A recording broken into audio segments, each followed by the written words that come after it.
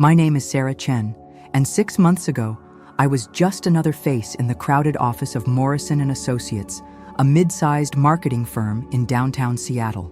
The rain was hammering against the floor-to-ceiling windows of our 23rd floor office that Tuesday morning, when everything changed. I remember staring at my reflection in my laptop screen, wondering how I'd become so invisible in a place where I spent more time than my own apartment.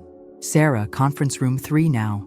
The voice belonged to Marcus Brennan, our creative director, whose perpetual scowl had earned him the nickname the Grim Reaper among us junior associates. I grabbed my portfolio, hands trembling slightly as I made my way through the maze of cubicles. My colleagues didn't even look up. We'd all learned that when Marcus called you in alone, it rarely ended well. The conference room smelled like stale coffee and broken dreams. Marcus sat across from me, his steel gray eyes scanning a document I recognized immediately. My performance review. For 3 years, I'd been getting the same feedback. Shows potential, but lacks initiative. Good team player, but needs to step up as a leader. Satisfactory performance. Room for improvement. Sarah, Marcus began, his voice carrying that familiar tone of disappointment. I'm going to be direct with you. The partners have been discussing your future here, and frankly, there are concerns about your trajectory. My heart sank into my stomach. I'd been dreading this conversation for months, watching as my peers got promoted while I remained stagnant in my role as junior associate. The Seattle tech boom had created incredible opportunities in marketing, but somehow I felt like I was watching it all happen from behind a glass wall. What kind of concerns? I managed to ask, though I wasn't sure I wanted to hear the answer. Marcus leaned back in his chair, studying me like a specimen under a microscope. You're competent, Sarah. You complete your assignments on time. You don't cause problems, and your clients seem to like you well enough. But in this industry, competent isn't enough. We need people who can innovate, who can bring fresh ideas to the table, who can lead. The words hit me like physical blows. Competent. The most damning compliment in the corporate world. I thought about my cramped studio apartment in Capitol Hill, about the student loans that kept me awake at night, about the calls from my parents in San Francisco asking when I was going to make something of myself. However, Marcus continued, and I caught a flicker of something in his expression, not quite sympathy, but perhaps a recognition of shared struggle. I'm willing to give you one more chance. There's a project coming up, something that could change the trajectory of this entire firm. If you can prove yourself on this, show me that you have what it takes to be more than just another employee, then we'll talk about your future here. The rain outside seemed to intensify, creating a rhythmic backdrop to what felt like the most important moment of my career. What's the project? Cascade Technologies, Marcus said, and I felt my breath catch. Cascade was one of Seattle's fastest-growing startups, a company that had revolutionized sustainable energy storage.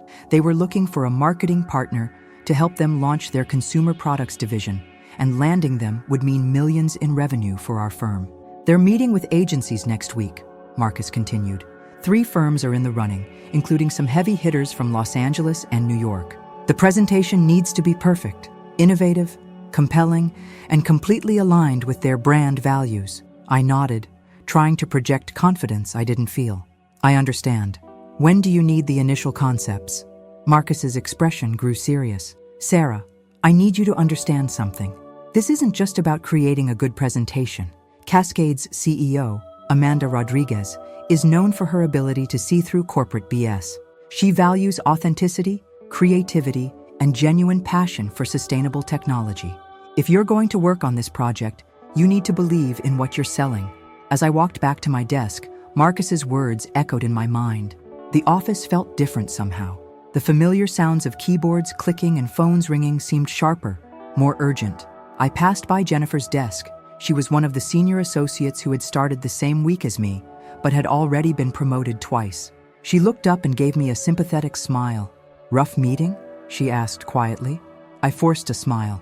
Just the usual performance review stuff. But it wasn't usual, and we both knew it. This was my last chance, my final opportunity to prove that I belonged in this world of high-stakes marketing and corporate success. As I settled back into my cubicle, I opened a new document on my computer and typed Cascade Technologies, Project Proposal at the top. The cursor blinked at me expectantly, waiting for brilliance that I wasn't sure I possessed. Outside, the Seattle skyline stretched endlessly, a reminder that in a city full of dreamers and innovators, I was still just trying to figure out where I fit.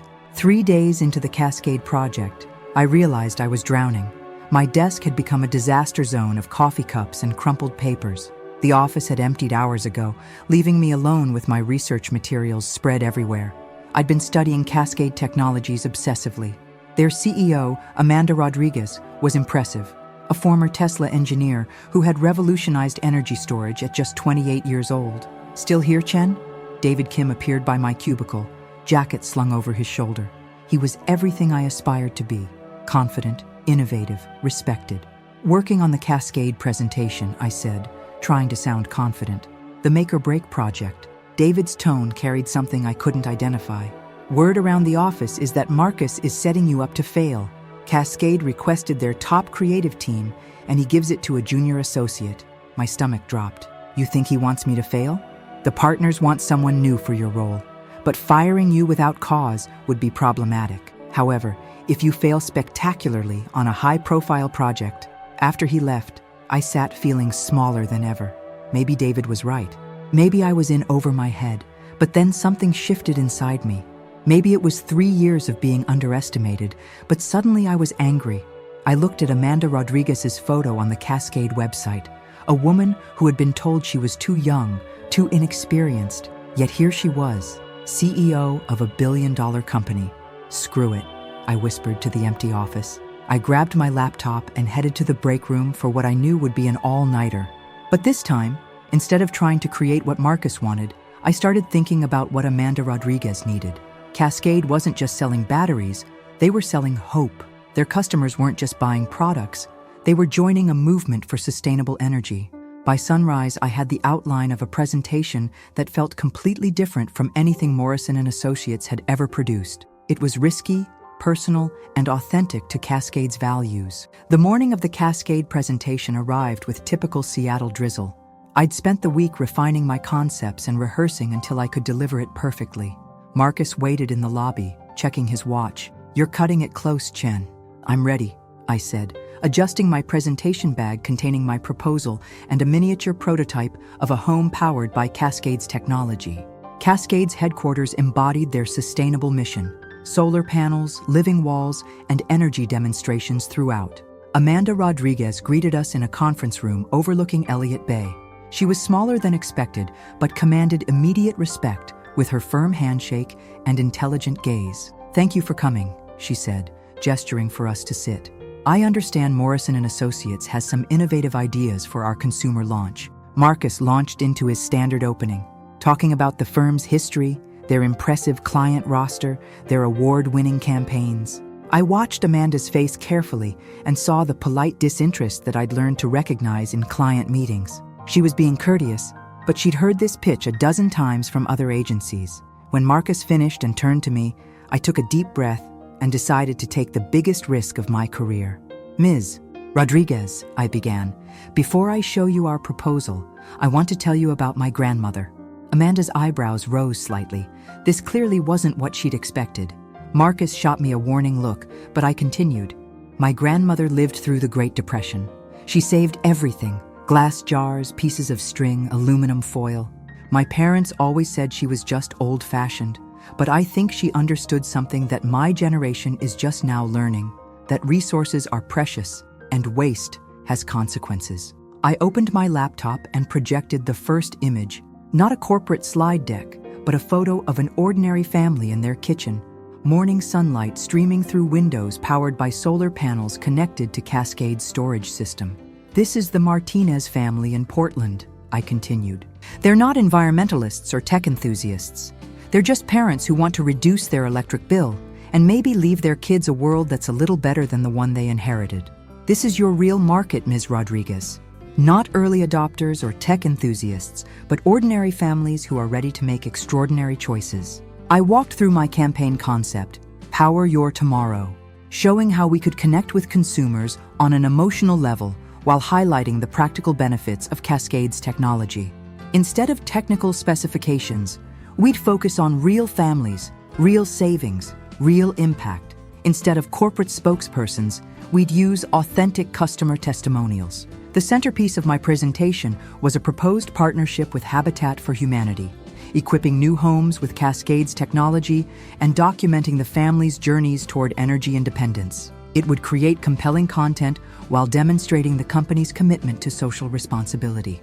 As I spoke, I noticed Amanda leaning forward, her attention completely focused. When I pulled out the miniature home model, complete with tiny solar panels and a working LED system powered by a small battery, she actually smiled. "This is impressive work," Amanda said when I finished. "You've clearly done your research, and more importantly, you understand our mission. But I have to ask, how do we know Morrison and Associates can execute this vision? This kind of authentic storytelling requires a different approach than traditional advertising."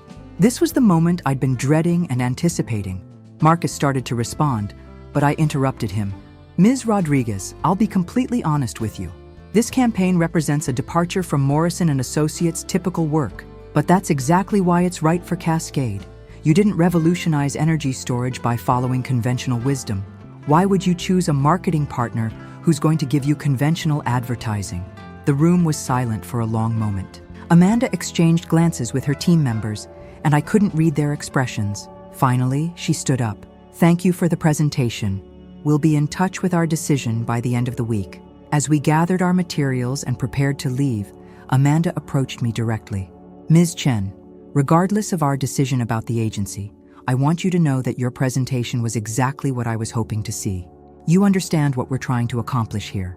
3 days passed without word from Cascade.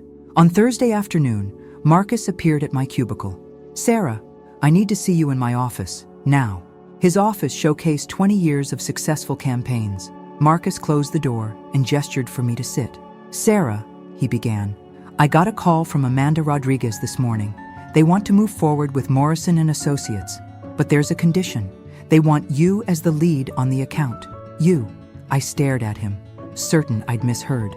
"They want me to lead the account?" "Not anymore," Marcus said, smiling for the first time since I'd known him. "Amanda specifically requested that you be promoted to senior associate with full creative control. She said you understand their vision better than anyone." "Marcus? I don't understand. Why did you give me this project in the first place?" Marcus leaned back. "Sometimes the best way to help someone succeed is to put them in a situation where they have no choice but to rise to the occasion. 3 years ago, I saw raw talent in your portfolio, but you were afraid to use it. You were so worried about making mistakes that you never took risks. So you set me up to fail? I set you up to succeed on your own terms." That presentation wasn't just good marketing.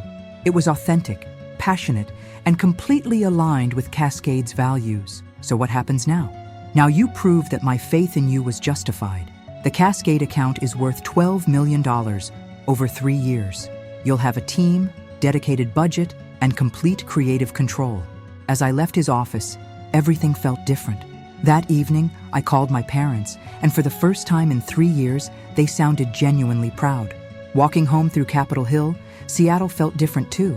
I felt like I belonged in this city of innovators. In this industry, in this life, I was finally ready to claim as my own. The Cascade project would be challenging. I knew that. There would be long nights, difficult decisions, and moments when I'd question whether I was ready for this level of responsibility. But for the first time in my career, I was excited about those challenges rather than intimidated by them. As I unlocked the door to my apartment, I thought about Amanda Rodriguez and her journey from young engineer to CEO. She had believed in her vision when everyone else thought she was too ambitious, too inexperienced, too idealistic. Now, someone believed in me the same way. Tomorrow, I would start building the campaign that could change everything. Not just for Cascade, not just for Morrison and Associates, but for me. After 3 years of being told I'd never make it, I was finally ready to prove them wrong.